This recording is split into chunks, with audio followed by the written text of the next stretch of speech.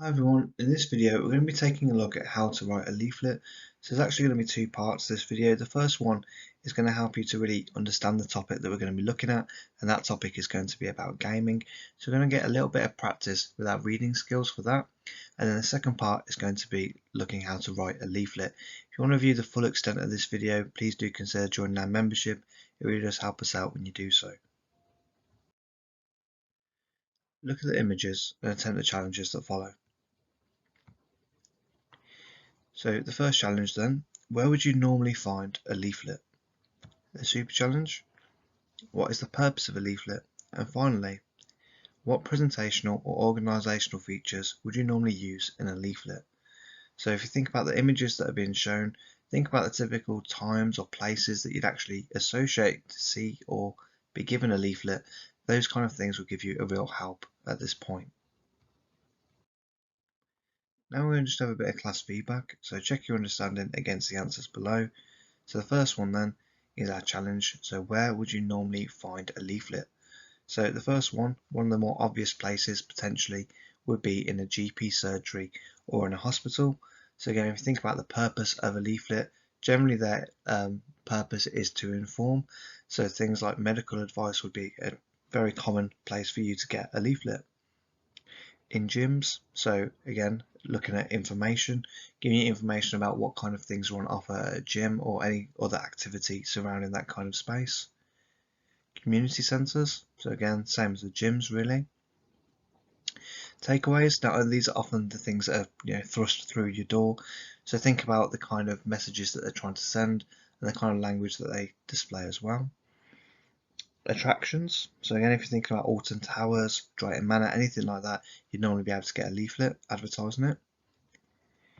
So for our super challenge, what is the purpose of a leaflet? Now we've covered this a little bit in our first challenge, but let's go through it in a bit more detail. So these are often created to inform people. However, this can change depending on the topic or the source of the information. So generally speaking, if we think about the lists of things on the left hand side, so our GP surgery, gyms, community centres, often it is just to inform. However, you might be asked to write a leaflet talking about a experience that you've had, and there might be some element of persuasive writing. You just need to be aware of the actual task and make sure you're really breaking it down when you're faced with one. So for the mega challenge then, so what kind of presentation or organisational features would you use in a leaflet? So this is really important. If you're not laying it out for the way that the examiner expects you to lay it out, then you're going to lose out on a few marks. So the first one, have a nice clear title. Use subtitles. Now these are really effective because they help us to actually break down the sections of our writing. Paragraphs, that should be a must for every single form of writing that you do. And questions and answers. So by the end of the lesson, you'll be able to recall some of the key skills needed for reading. So what we're going to do, we're going to aim to look at a very small text, and the text is going to be based around the actual topic we're going to use for the writing assessment as well. And this is going to be really helpful just to help you practice some of those key skills for the writing assessment as well. You're going to analyse a response for deeper understanding. So you're going to see an actual student's response or a model response where we look at how someone's actually attempted to respond to this question for the writing exam. Then you're going to kind of weigh up the pros and the cons of that response. And then finally, you're going to apply your understanding to practice writing a leaflet. Whenever you're doing this, guys, as well, it's really important that you keep track of all your writing and make sure that you're getting feedback by either your teacher or, again, if you need any support, you can contact us, join our membership, and we're happy to give you any feedback and support as you go through. Look at the exam question and attempt the challenges that follow. So first of all then, we're going to just take a look at our writing question, and this is going to be a very similar kind of layout that you get in any kind of assessment for functional skills level 1 or level 2. So it says then, you've been asked to write a leaflet giving advice to parents about children and computer games. Make sure that this leaflet does not frighten the audience and stop them buying games. In your response you should write in full sentences, write in the appropriate form for the question, structure your response appropriately, use a range of language devices, have a clear and accurate spelling, grammar and punctuation, and that's generally the overall that you'd need for most of the writing assessments as well. I have actually added one of my own, so the actual bullet point where it says use a range of language devices, that's something that I always want to stress with learners. You have to remember there are certain techniques and certain devices that you will need to write in appropriate forms, such as giving advice, persuading or advising someone, so do make sure that you're confident with the different forms of techniques. So as we look at this question then, I want you to think about the three following challenges. So first of all, identify the TAP of the exam question. Now if you're not too sure what I mean by this, we mean the topic, the audience and the purpose. So this is going to help you to break down specifically what it is you need to focus on, who you're actually aiming this writing towards, and then what you really want to get out of it. What's the purpose? What's the reason why you've actually put in pen to paper? So for the super challenge then, recall the presentational or organisational features needed for this form of writing.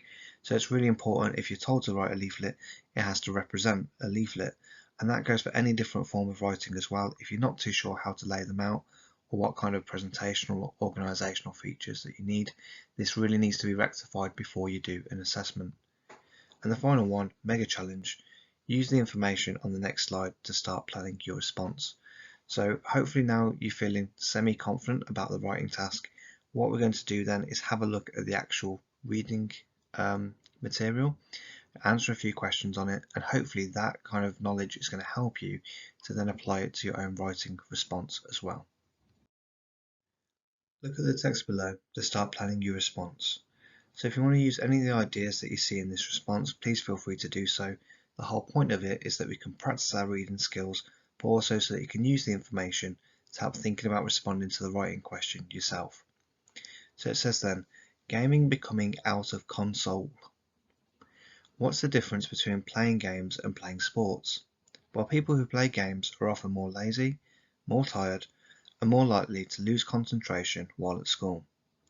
I hate to sound like a typical old fogey, but children these days spend far too long playing on games consoles. A recent study found that 80% of children under the age of 12 play computer games. How ridiculous is that? To make matters worse, there's no stopping young people from playing games with graphic images and language. Our children are being exposed to things that would make most of us feel embarrassed and ashamed. So if you think about the stretch and challenge task at the bottom there, I want you to think about the reading questions to actually practice your comprehension skills. Even if you've already done the reading assessment, let's say for level 1, you'll still need to do it when you progress and you complete level 1 and then go on to level 2. So it's really important that we go back, we revise, we revisit these skills to make sure we're staying ahead of the game. Quickfire questions. So now that we've read the response, have a look at the questions below. So number 1, look at text A. Where has the writer used a pun? Number 2, look at text A. Where has the writer used colloquial language? Also, this is sometimes known as slang. Number 3, look at the line, 80% of children under the age of 12 play computer games. What deforest technique is this an example of? Number 4, identify where the writer has used a group of 3. And the final one, number 5, identify where the writer has used emotive language. Now, if you're not too sure what we mean by things like deforest techniques or even puns, please do check out our other videos that go into them in more detail. Alternatively, you can join our membership and you'll have full access to all of the videos there and you'll be able to revise them to the full extent. Class feedback. Check your answers against the teachers. So number 1, the writer has used a pun in the line, gaming becoming out of console. So the reason why this is a pun is because the writer has actually chose to use what we call a play on words, also known as a pun, when they're actually taking advantage of the fact that console, like a game's console, also sounds similar to the word control. Number 2, the writer has used the colloquial word fogey. So specifically it was talking about being an old fogey. So that's a very kind of colloquial phrase or even an idiom to talk about someone who's old and stuck in their ways. Number 3 is a statistic. So again, that's a deforest technique. So if you're not sure what I mean by statistic, this is any time that a writer has used numerical data to kind of prove a fact. Number 4, the writer has used a group of 3 in the line, more lazy, more tired, and more likely to lose concentration. And then last one, number 5, the writer has used emotive language in the line, feel embarrassed and ashamed. So now that we've actually gone through the text, hopefully you can use some of the ideas there and then take a look at our next video, which is going to talk about how to actually write a leaflet using that same writing question. You can apply all the ideas that we went through to actually apply that then to your own writing. Also remember to try and stretch and challenge yourself. Have a look back over the actual text that we just went through and try and think, based on the style, based on the layout, what form of writing was used in the example, and try and justify your answer. Now if you think you've got it figured out, please do let us know in the comments.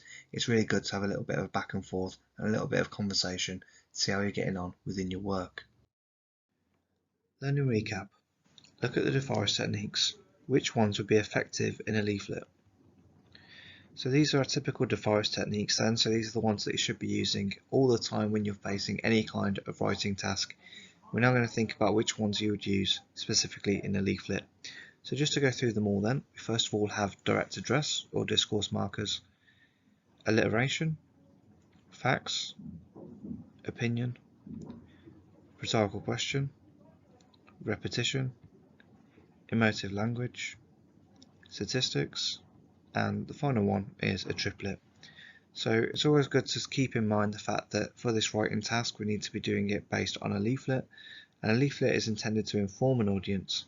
So think, what kind of techniques would really help to connect with them giving this form of writing? Class feedback. Check your understanding against the teacher's ideas. So on one side we have our deforest techniques, so the specific ones that are going to work for a leaflet, and then we're going to discuss why it is effective. So first of all we have facts. So this is very important in a leaflet as it gives validity to the writing and shows that you understand the topic well.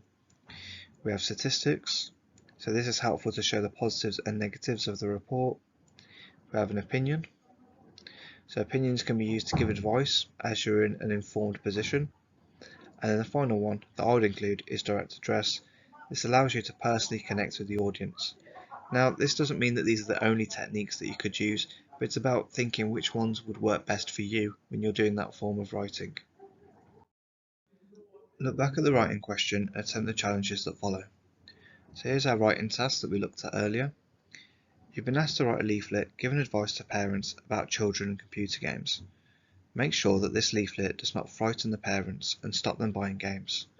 In your response you should write in full sentences, write in the appropriate form for the question, structure a response effectively, use a range of language devices, have a clear and accurate spelling, grammar and punctuation.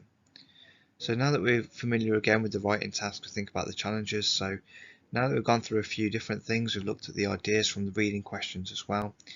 Try and identify 2 to 3 things from the previous text to support your response. So again, the same text that we referred to when we went through the reading questions. Write yourself some sentence starters using appropriate language techniques. So look back at the deforest techniques, see if you can actually come up with some sentences where you embed those techniques, and this is going to help you to plan and start thinking about how you're going to structure the rest of your response. And the final one then, the mega challenge, look at the response on the next slide and identify any positives or negatives of the student example. And when we look at this as well, if you want to use any of this to actually start your own response, please feel free to do so. So it says then, gaming must be banned now. What is gaming? Gaming is the activity in engaging in playing computer games for an extended period of time. One of the big problems with this pastime is that the majority of teenagers spend too much time staring at screens and not spending their time in more beneficial activities. How can this problem be solved? The solution is a simple one. We must ban all computer games now. Research has shown that teenagers are 30% less likely to achieve at school if they spend their free time playing games. I reckon we need to stop playing games altogether. Alternative to gaming. There are many things young people can do instead of playing games. Why not try a new hobby or get into a new sport? So this is just a start of a response then, so what I'd like you to do is have a look over it, see if you can identify anything positive or anything negative. And if you do want to use this as a starting point for your own response, please feel free to do so. If you are actually having a go and attempting your writing question and you do want some feedback, please make sure that you drop us a message and we'll be happy to mark it and give you feedback as well. So as you can see then we have the response on the left hand side, and on the right hand side we actually have the teacher's feedback. Now again, feedback is extremely important, so you always need to make sure that you're getting feedback and that you're responding to it effectively. So first of all, the response has been produced in the form of a leaflet. So we can see that because they've used things like your heading and subheadings as well as paragraphs. Some language techniques have been used effectively. So we have a few things there really. One of the most glaringly obvious things there as an examiner would be that they have used things like rhetorical questions, but not really used a massive range of ones, which is what we'd look for a higher response. The response has used a range of punctuation. Now this is actually going to set it out as a high level response. Using punctuation effectively is going to be a real key thing to include in your writing, and we can see this because they've used things like question marks, full stops, commas, but also they've used things like a colon as well. So for example, where it says the solution is a simple one, colon, and then it goes to say what the solution is. So a real effective use of a colon there. So for EBI then, even better if. The response hasn't considered the full extent of the question. So if you look back at the exam question, it does say try not to put them off the idea of gaming. So the tone here is a little bit too aggressive, and it would probably put them off. Rather than saying that, giving them some advice, which is what a leaflet should do, or just information, which is, I suppose information is the main purpose, it's really quite harsh in the way it comes across. Last one, the candidate has used persuasive language rather than writing to advise. Okay, so making sure that look at the actual form that you're having to produce, look at the question as well, and try and understand what form of writing they're asking you to produce. So now what I'd like you to do is I'd like you to actually have a go at the writing challenge. Okay, so complete the task, making sure you address all of the bullet points that was in the question. Super challenge. Use a range of language techniques, including questions and answers. If you're not too sure what we mean by this, this is where you ask a question, but then you provide the answer yourself, and this helps you to actually control the narrative and control a little bit more what the audience is thinking. And then for the mega challenge, submit your response to be marked, and once you get it marked and once you get it back, respond to the feedback. So again, you can do that by just making sure you have a membership. Drop me a message and I'll make sure I can mark anything that you want looking at. It's going to be very beneficial, especially when you come up to the exam season. So in terms of our next lesson then, we're going to cover the following things. So we're going to look at how to write a blog. This can be quite a difficult one. Some people struggle with it, whether it's either going to be formal or informal. So we'll take a look at that. We're going to revise the key techniques, and then finally we're going to evaluate a response against the teacher's feedback. And all of this is really going to just be integral as we lead up to our assessment as well. If you need any additional support or help, the new videos will be added every single week. Alternatively, leave us a comment below or visit our partner channel Bookworm Teaching for more lessons and guidance on all things English. Thanks ever so much for listening guys, and all the best for your work and revision in the future. Bye bye.